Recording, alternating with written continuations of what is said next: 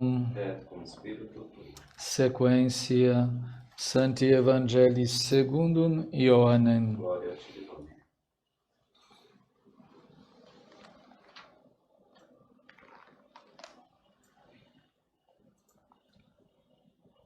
Naquele tempo, disse Jesus aos seus discípulos, em verdade vos digo, que se pedirdes ao meu Pai alguma coisa em meu nome, ele vo-lo dará.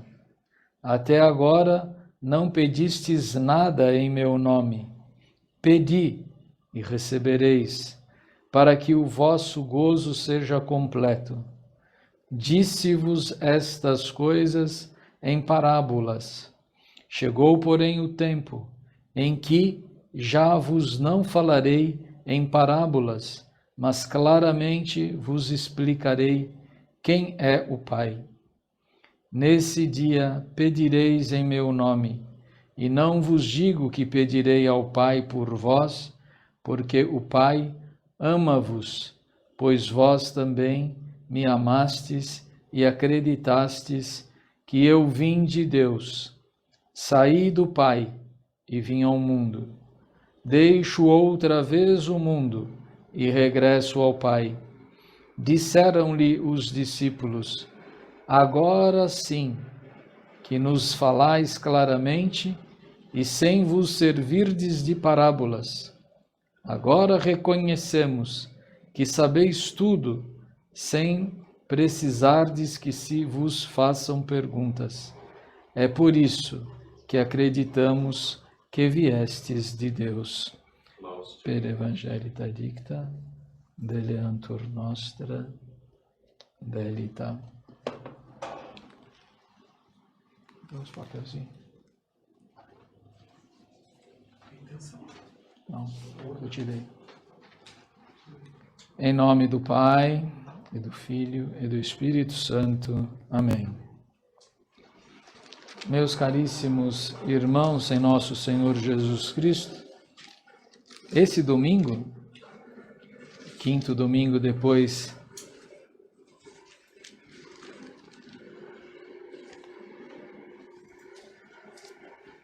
da Páscoa,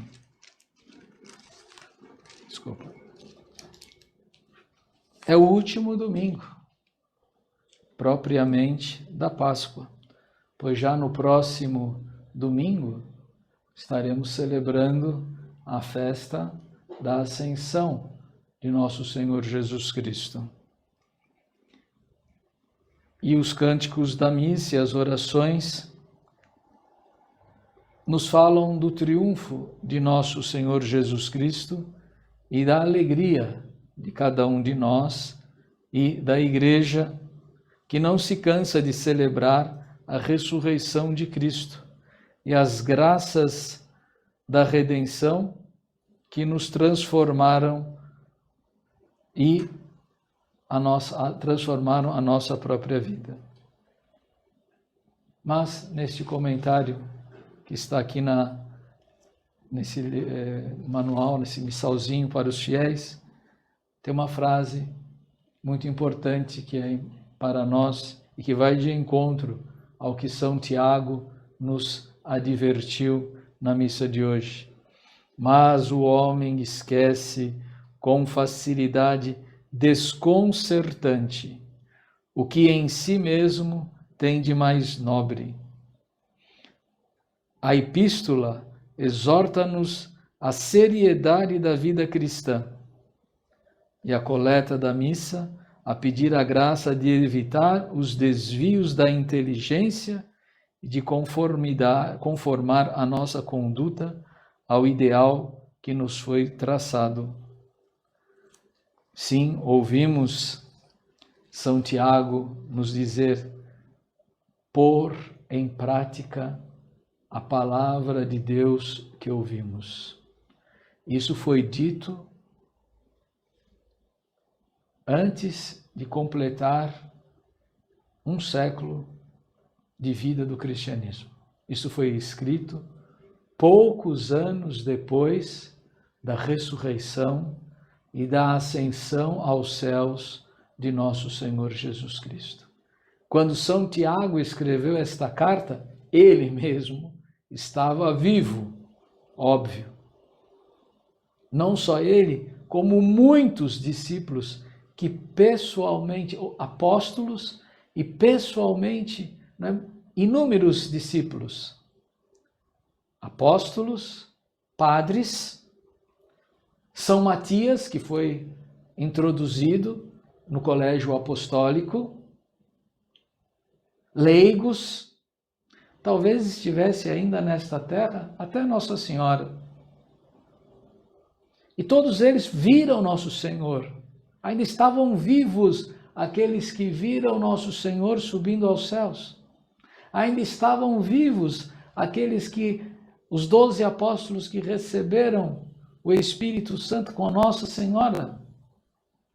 Por que São Tiago está falando isso? Justamente a facilidade de esquecermos é desconcertante. Não havia morrido ainda todos os apóstolos, ainda haviam muitos discípulos que pessoalmente viram a ressurreição e todas estas graças extraordinárias, e já tinha gente que não praticava aquilo que tinha ouvido de nosso Senhor. Isso te deixa desconcertado? Isso te deixa apavorado? Não, nosso Senhor conhece a natureza do homem e por isso não é quis ele manter viva a sua doutrina através da igreja.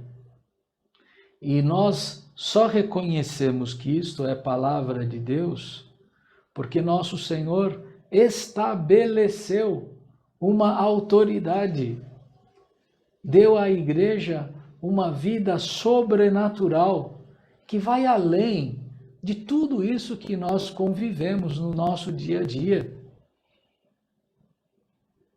A igreja não é como o Estado.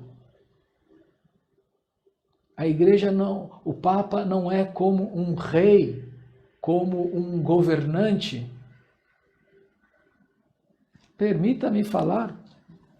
O sacerdote é um homem, mas tem uma função diferente dos outros homens. Que temos de igual, todos nós somos humanos. Do Papa a um morador de rua, todos precisamos comer arroz e feijão. Do Papa ao presidente, ao governador, ao prefeito, à mais simples das pessoas da vida, todos um dia serão sepultados numa cova. Todos vão morrer. Mesmo aquele que tem a maior autoridade do mundo, quanto aquele que não tem autoridade praticamente nenhuma, só tem autoridade sobre o cachorrinho. Às vezes um morador de rua tem um cachorrinho, e o cachorrinho só, única coisa que ele consegue dar uma ordem para o cachorrinho dele. Todos vamos passar diante do juízo de Deus e vamos ser cobrados pela autoridade que nos foi dada por Deus desde a nossa existência, de acordo com a nossa vocação. Deus não chamou todos os homens para serem papas e depois democraticamente, como numa eleição, não é? Fomos lá e votamos e escolhemos um papa. Também não é por eleição que um homem se tornou morador de rua, ou é um pobre. Não é também por aí que as coisas são feitas e são vistas por Deus nosso Senhor. É Deus quem escolhe. É Deus quem dá determinadas graças para determinadas pessoas. o que tem todas em comum, desde o Papa, que recebeu a graça de ser Papa. Nossa, fenomenal! E o pobre morador de rua, não é? Que recebeu outras graças, que nem eu não saberia dizer ou descrever. Coitado. Não. Nem o mais simples de todos os homens, e nem a maior autoridade que existe na face da terra, deixaram de ter graças suficientes para exercer a vontade de Deus, para cumprir com a sua vocação e com o cargo que recebeu de Deus nosso Senhor. Elas também são proporcionais. E todos serão julgados na proporção, né, do seu chamamento. É preciso se lembrar muitas vezes disso, meus irmãos, porque falar é tão fácil. E eu sou o primeiro que me envergonho do que estou. Me envergonho porque tenho de me ouvir também. Porque não estou pregando só para os outros, porque estou falando da palavra de Deus. Eu não posso desmontar o texto aqui e dizer, olha, São Tiago falou, mas foi só para aqueles homens lá do primeiro século. Imagina, viveram com Jesus e esqueceram. Nós não. Nós somos muito melhores, né? Imagina que nós vamos esquecer. Não. A palavra de Deus é atualíssima e serve para nós do mesmo modo que serviu para eles. Porque nosso Senhor continuou presente na vida de todos eles.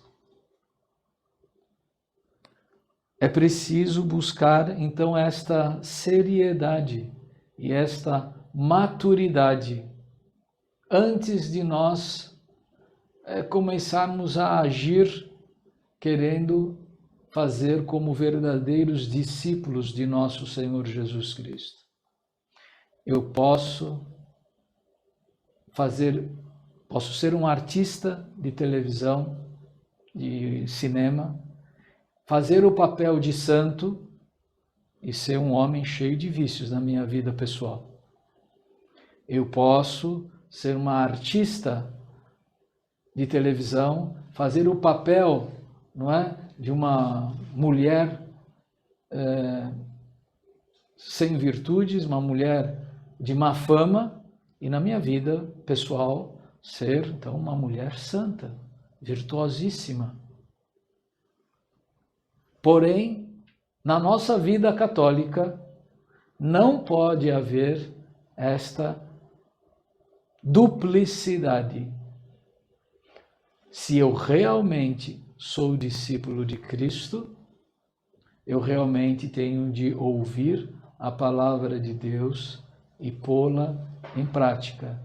Do contrário, deixarei de ser um apóstolo de Cristo e passarei a ser um apóstata da fé. O apóstata é aquele que pôs a fé de lado para dar lugar à sua própria vontade, à sua própria, seus próprios desejos, em outras palavras, ao seu orgulho. E um dos sinais, um dos sintomas que o apóstolo São Tiago, inspirado por Deus, escreveu, é justamente isso. Se você tem uma fé e você realmente pratica esta fé,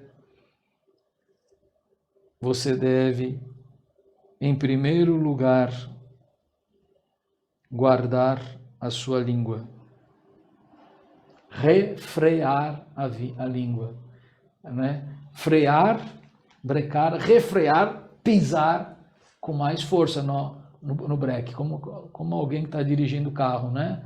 Não é só dar uma pisadinha no freio, é frear com força, para não bater na traseira de um caminhão, para não atropelar uma criança, um idoso, um amigo ou um cachorro. E a gente sabe disso.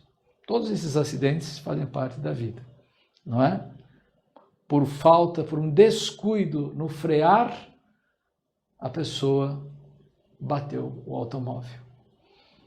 Por causa da falta de freio na língua, muita gente, ou todos nós, melhor dizendo, já corremos o risco de jogar fora a nossa fé, trombando a nossa fé, jogando fora a nossa fé por meio de palavras que se transformaram em veneno no coração dos outros. Eu queria apenas abordar, são muitos aspectos, não vale a pena, não é que não vale a pena, não é possível tratar disso numa única vez, em uma única homilia. Mas quem sabe, e nem eu quereria ficar o tempo todo falando sobre estas coisas, porque para mim a maior preocupação que eu sinto como ser humano, no que diz respeito à minha própria vida pessoal, no que diz respeito à vida daquelas pessoas que de algum modo estão ligadas à minha vida e para quem eu tenho uma responsabilidade diante de Deus, a minha maior preocupação é a santificação das pessoas, que elas possam viver na graça de Deus. E como eu disse, graça nunca falta, independente das condições em que a gente vive. O homem pode viver no Polo Norte, como pode viver no deserto do Saara. O homem pode viver num país tropical abençoado por Deus, como pode viver numa Suécia da vida, numa Dinamarca da vida, não é? Em que a água quente é um copo cheio de gelo. Não interessa onde ele mora, num país com milhões, bilhões de pessoas ou em países minúsculos do tamanho de um quarteirão. Isso pouco importa. Não é? Isso aí, o homem pode, as situações são as mais diversas na nossa vida. Não importa o lugar do planeta em que nós estamos vivendo, lá a gente pode e deve viver como cristão. Não importa a situação social que nós estamos vivendo, ou as doenças, ou enfim, qualquer situação de facilidade ou dificuldade, a gente deve viver de maneira católica. Para muitos historiadores, do ponto de vista assim, civil, a Idade Média foi um tempo em que melhor se viveu a vida social católica. Para alguns é isso. Não vamos discutir agora. Talvez eu olharia de outra maneira. Existem muitos pontos realmente maravilhosos da Idade Média. Mas não existia pecado na Idade Média? Não existia injustiça? Não havia desordem? Não havia imoralidade? Claro que havia. Não haviam homens que foram para o inferno? Claro. Houve santos também? Sim, houve santos. E isso para nos deixar bem claro que não depende da época. Porque a graça, ela é maleável ao nosso tempo. Se eu estou na África, se eu estou na Ásia, se eu estou na Europa, se eu estou na América, se eu estou no Brasil, se eu estou em Jacareí, onde quer que eu esteja, a graça me alcança. E se eu não me santificar, é por culpa exclusivamente minha. E no dia do meu juízo, Deus não vai falar para mim assim, por culpa daquele prefeito, por culpa daquele governador, por culpa daquele presidente, por culpa daquele papa, você vai ser condenado ao inferno. Poxa vida, você não deu sorte de nascer nesse... meus amigos, meus irmãos, não vamos ser ingênuos e querer atribuir a culpa de não sermos santos às autoridades. Nós vamos atribuir a culpa a nós mesmos, que não correspondemos às graças que recebemos. E se os maus são assim tão maus, é porque os bons não são assim tão bons. E a começar por mim, que me julgo uma pessoa boa. Eu me julgo. Se alguém me diz, você é uma pessoa boa, olha, procuro ser boa. Não é? Mas você é tão bom quanto você poderia ser? Não. Desculpa, eu vou ouvir o que você está falando e nem vou responder, porque infelizmente a minha consciência vai dizer não. Nisso você tem razão. Eu podia ser melhor. Se eu tivesse correspondido melhor às graças, não é, que nosso Senhor me concedeu ontem e hoje. Me desculpa por não ser assim tão bom. Mas obrigado pela correção fraterna. Nesse conselho que São Tiago nos dá a respeito de refrear a língua, eu queria lembrar a virtude da prudência que temos de ter ao falarmos com os outros, de como vamos falar. Em primeiro lugar, a gente tem de pensar que a gente nunca pode abrir mão da nossa fé católica e das virtudes que a fé católica nos ensina a praticar, que são aquelas que Jesus nos ensinou, e a Igreja mantém estas virtudes, né? Jamais a Igreja, né? Nunca nenhum Papa aboliu a prática de alguma virtude. Jamais um Papa permitiu, falando em nome da Igreja,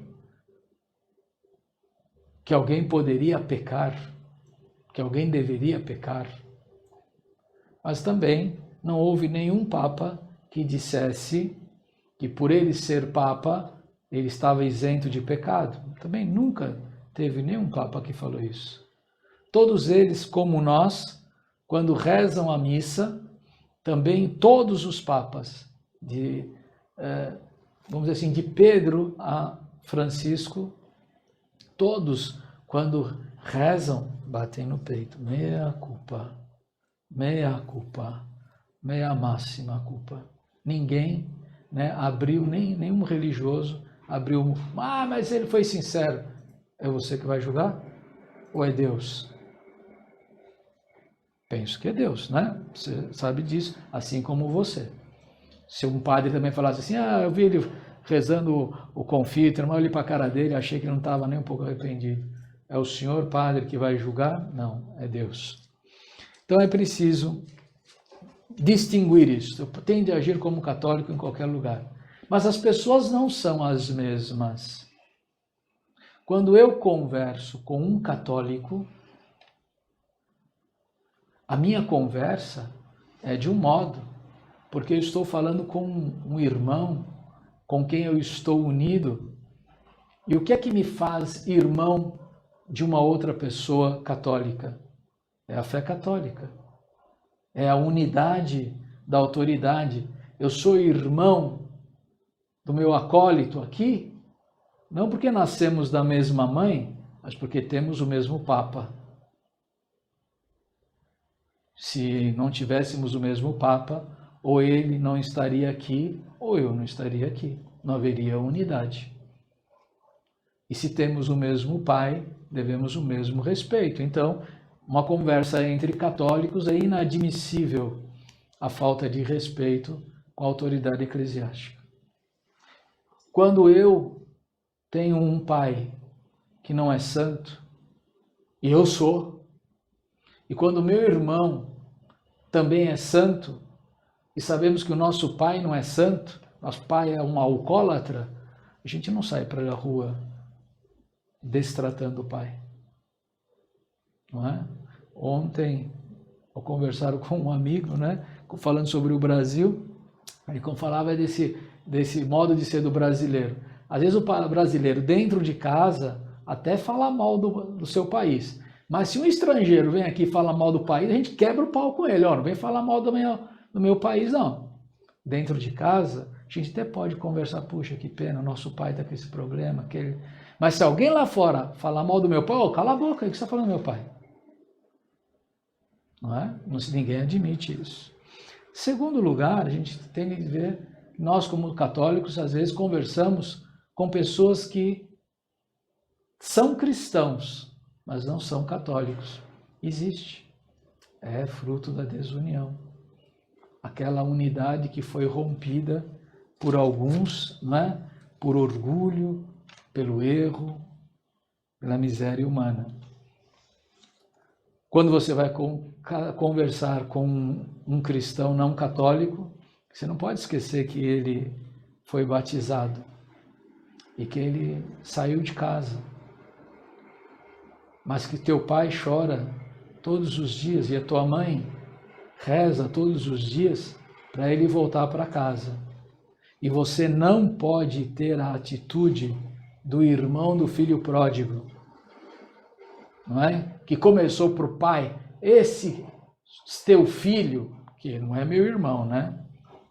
Ele colocou assim, esse teu filho, e o pai vai dizer, filho, você sempre esteve comigo, mas esse teu irmão estava morto e voltou a viver, estava perdido e foi reencontrado. E por isso eu vou fazer uma festa. Que tipo de filho você é do pai? Você é fiel à igreja, mas você está torcendo para que todos os não cristãos sejam condenados ou que eles voltem para casa e voltem a conviver? Terceiro lugar é a conversar com não cristãos. Como eu vou conversar com pessoas que não são cristãs, nem sequer foram batizados? Como é que eu vou apresentar Jesus Cristo para eles? Muitos de nós aqui já teve essa ocasião de encontrar pessoas que não são cristãs. E aí fala, como é que é isso? Como é que é a sua religião? Você pratica isso? Você pratica os 10 mandamentos? E você tem que ter uma conversa com ele diferente. Você não pode agredi-lo. Talvez ele não conheça, não é, a sua fé, porque ele nunca teve contato. Pode ser que ele seja agressivo no começo. Você deve saber lidar nessa situação. Como você também pode conversar com uma pessoa que não é, além de não ser cristão, não tem outra religião, é ateu, nem sequer acredita na existência de Deus. Como é que você vai conversar com essa pessoa? Você vai botar um revólver na boca dele e vai falar, aceita Jesus Cristo ou você morre? O contrário poderia acontecer também, né? Rejeita Jesus Cristo ou você morre. Você fala assim, eu não rejeito, ele te dá um tiro e te mata. O contrário seria válido também? Seria certo a gente fazer isso? Botar o revólver na cabeça de uma pessoa e dizer, ou você adora agora a Cristo, ou eu te mato. Você viu alguma vez alguma doutrina católica falando que era para dar um tiro? Que era para matar uma pessoa assim? Ou era antes para oferecer a sua vida pela conversão dela? Ah, tá. E como é que você pode oferecer a sua vida pela conversão dos ateus, pela conversão daqueles que não são cristãos, daqueles que são cristãos, mas estão separados da igreja, e daqueles que são católicos, mas estão muito mais próximos de serem caóticos, confusos, porque praticam, na prática, têm uma vida diferente da teoria, da doutrina? Você está disposto a se sacrificar por elas? Eis a pergunta. E, finalmente, para encerrarmos, não vai dar para discutir, existe uma quinta categoria de pessoas e de discussão, que é bem moderna. É você conversar com todo mundo ao mesmo tempo, na mesma hora, com o mesmo instrumento de conversa, que são os meios de comunicação social.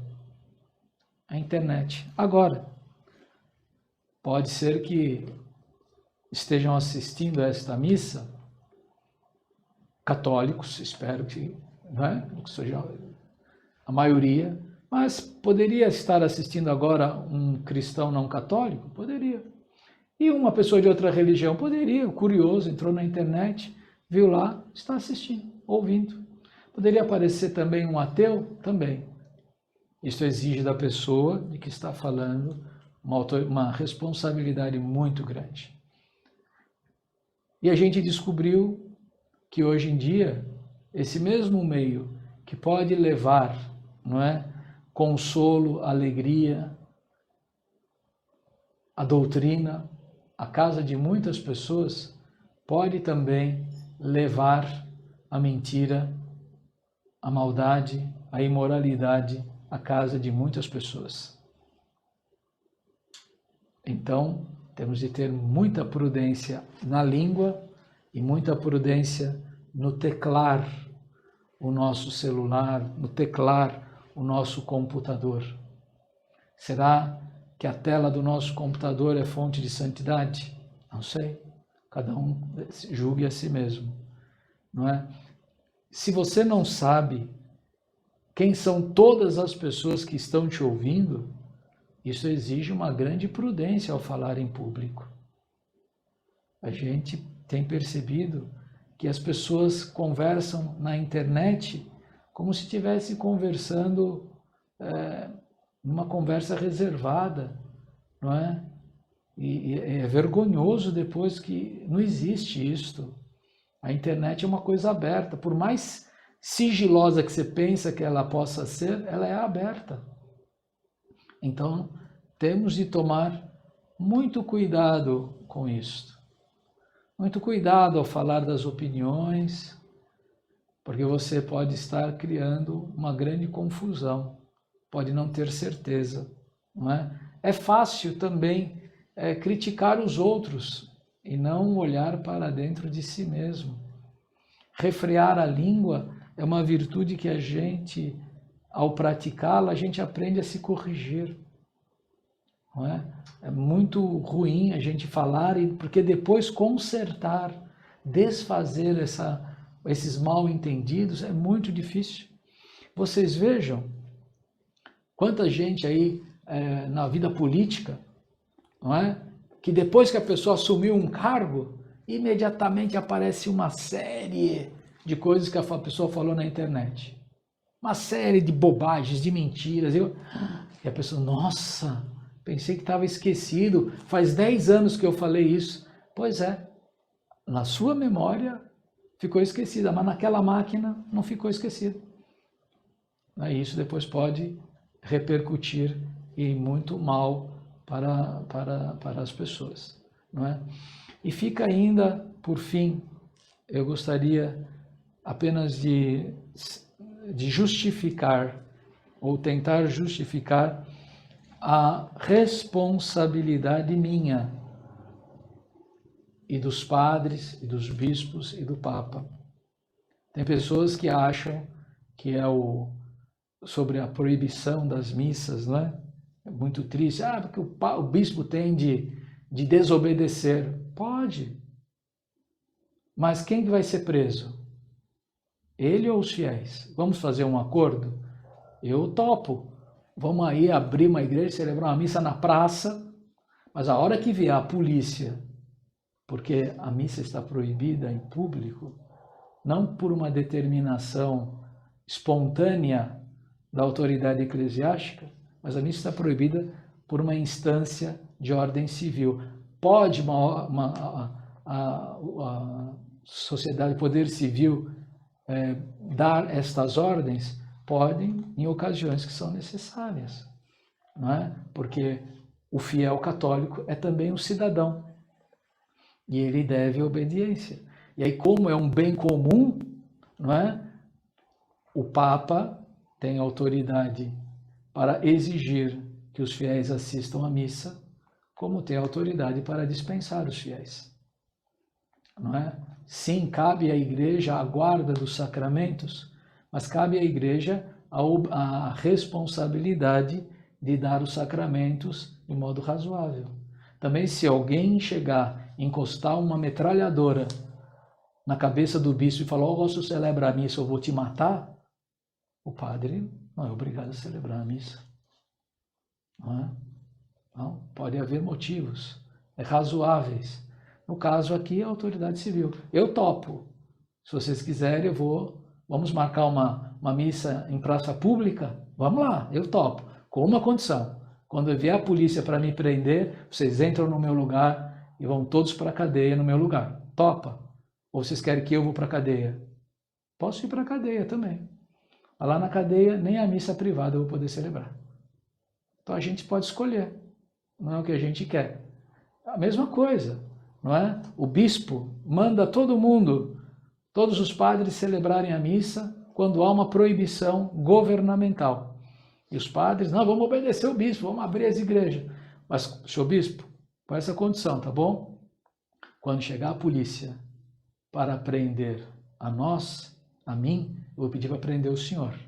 Ou vamos pedir para prender os fiéis que vieram à missa. Não é? Prenda o cidadão e não o padre que está celebrando. Você acha que seria bom a gente fazer isso? Quando a vida de alguém está na mão de uma pessoa, não é? A responsabilidade dela é diferente. A vida espiritual dos fiéis está na responsabilidade do padre. Eu não sou melhor que os outros, mas eu não fiquei nem um dia sem celebrar a missa durante todo esse tempo da pandemia. Eu estou cumprindo com a minha parte, não é? E uma das responsabilidades do padre nesta hora é proteger espiritualmente os fiéis. Você reze antes para que o padre tenha força, coragem para celebrar uma missa todos os dias, mesmo quando ele está sozinho. Porque vocês já tiveram muitas vezes sozinhos. Quando você está sozinho, para você é mais fácil de rezar? Aí quando você está sozinho, você cumpre com fidelidade as suas obrigações matrimoniais, as suas obrigações de homem, de pessoa católica? Então é sempre mais difícil. E para os padres, com certeza, é muito mais difícil. Os padres também, meus irmãos, são seres humanos como todos vocês. Também vão sofrer. E estão sofrendo. Espiritualmente e materialmente. Mas nós não precisamos viver apenas de necessidades materiais. O padre vai passar necessidade igual a todo mundo. Não há problema. Mas a grande questão são as dificuldades espirituais. Nesse momento, então, dentro da novena de Nossa Senhora Auxiliadora, uma devoção que cresceu muito nesses últimos 200 anos, vamos pedir que ela venha em nosso auxílio, nos dando, antes mesmo da solução desta pandemia. Eu gostaria muito que isso acontecesse. Eu preferiria que essa pandemia continuasse até o dia que nós, católicos, realmente estivéssemos vivendo como católicos que deveríamos ser.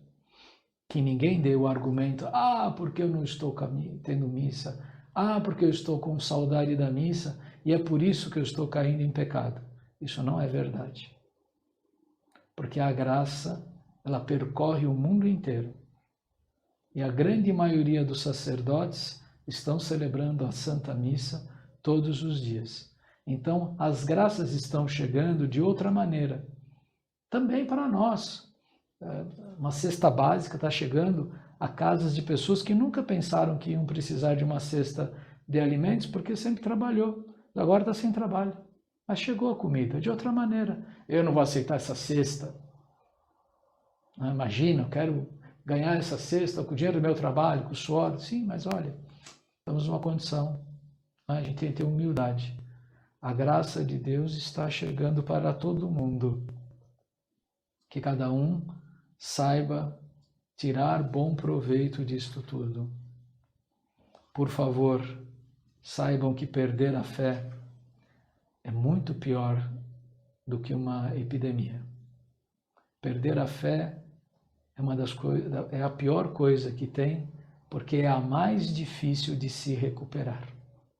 É muito difícil alguém voltar a amar o Papa depois que o menosprezou. Assim como é muito difícil um homem voltar a namorar uma mulher, uma moça, se ele a menosprezou, se ele a ridicularizou, se ele a xingou. Tá, me afastei da pessoa. Tudo bem, mas depois pode retornar. Mas quem perde a fé dificilmente a recupera. E sem uma fé verdadeira que vale a vida.